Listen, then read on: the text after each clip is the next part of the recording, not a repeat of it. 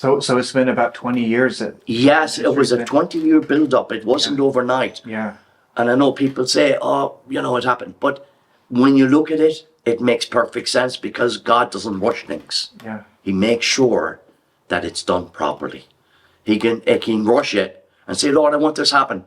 But then, you want me to rush? Well, it's not going to happen. Because I do step by step. I have to pick the people for you. I have to chosen the group for you. They have to be in your line.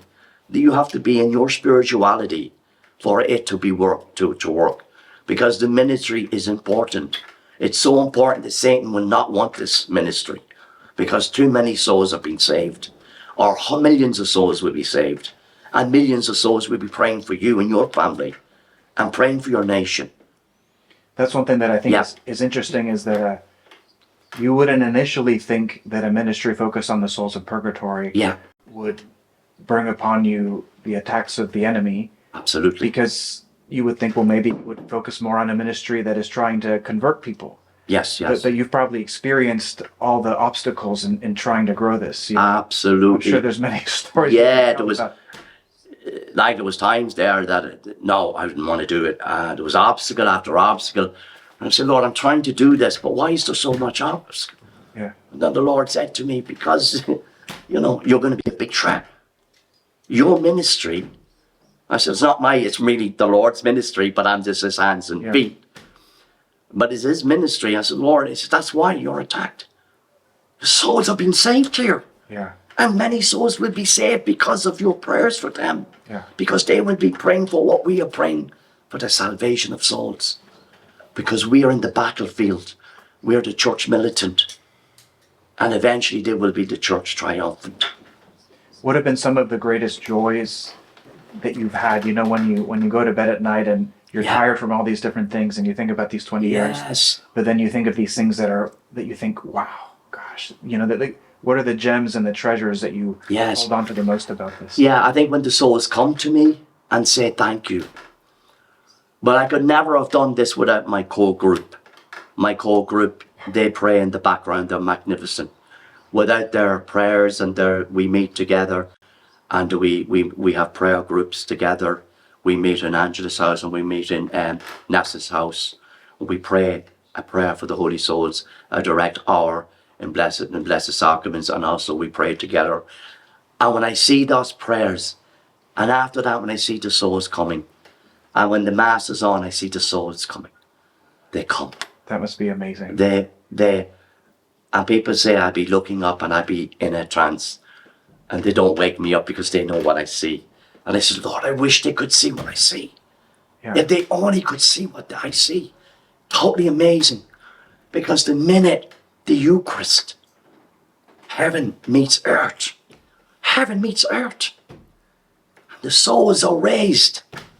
That is where the great joy is. When I see the souls being lifted up, the minute the Eucharist is opened up. Because of the Mass. I was thinking that, in the U.S. just recently there was a solar eclipse, and people go and they see this magnificent natural moment that just lasts less than 5 minutes. Yes. And many people will then become solar eclipse chasers because it's like they see this one thing and they're like, I want to go find it. And this that you're talking about is even more magnificent than that. Yes. So I can imagine that almost asking God to give us the grace of the sense of what is that like when they leave purgatory. Yeah.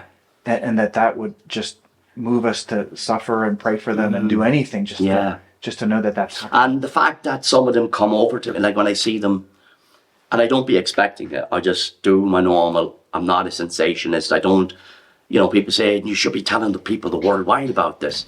And I said, well, if the Lord wants me, he will. If it's a time and space, it'll happen. But I try to kind of keep it as humble as the Lord said, I'm going to try and keep you a secret. I said, Lord, a secret, so I'm trying to protect your ministry. I mean, even he did that with his own. Absolutely, yeah. Absolutely. And some of the stories and some of the things that would have happened to me, I remember we just lost our spiritual director, Father Billy Malloy. He was our spiritual director and had a great devotion to the Holy Souls. And one of the stories that gave me great joy is that before he became a priest, he knew this lady, this girl, when he was young. And they were friends at the time. and she died in a road accident. And he was totally devastated before he was a priest at the time, you know, and he was totally devastated. And he was praying and praying for her. And he says, Aidan, could you do us a favour? This is years ago, this is back in his childhood, you know. And he was devastated. He says, Aidan, would you go up and pray for that girl in the cemetery? I said, yeah, I'll do that for you. And he was kind of saying, Aidan, I just wish you in heaven, because I'm praying. This is a priest, our spiritual director. I said, okay, I'm not going to promise anything, but I just do, and I pray. And I'll ask the Lord if she's confirmed to be in heaven, because it's not me, it's whatever the Lord wills, okay? So anyway, I was praying on the cemetery and praying for the girl. And all of a sudden, she appeared to me, all in white. And then I noticed she was holding out a rose. And she pointed the rose to me. And I said, this is very significant. What does it mean? But it didn't mean anything to me. And after a while, it smiled and disappeared. So I rang up Father Billy, and told him of my experience. And he says, Aidan, you've made my day. I said, what do you mean? And I told him what I saw. She says, yeah. He says, she held out the rose. I said, yeah, she specifically showed me the rose. She says, Aidan, nobody knew what that is, what happened. Because when I came to the grave, every time I visit her, I would hand her a rose. And I would place that rose, a red rose. I said, nobody knew that. That was my secret. You are never to know that. And I told him that the soul of that girl appeared to me and handed me a rose to show it that she knew that he was coming with the rose, and she's seen it. While the rose, but not only was the rose representative, but the rose represents Our Lady.